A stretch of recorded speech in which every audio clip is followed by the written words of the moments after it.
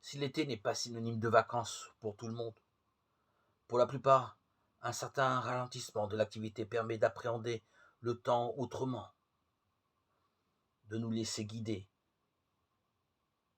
par la parole, parce qu'elle nous donne du sens à nos activités.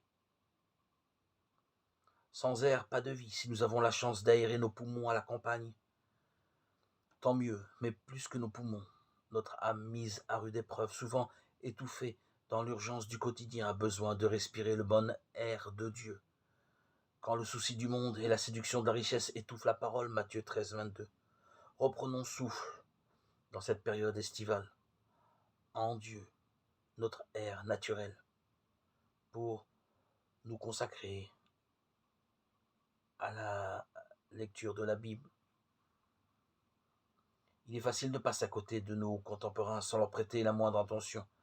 Chacun étant connecté à son smartphone, l'autre disparaît dans le flou de la foule, sans nom et sans visage.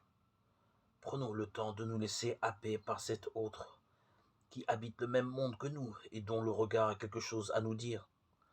La rencontre n'est pas au bout d'une ligne connectée, mais là, devant nous.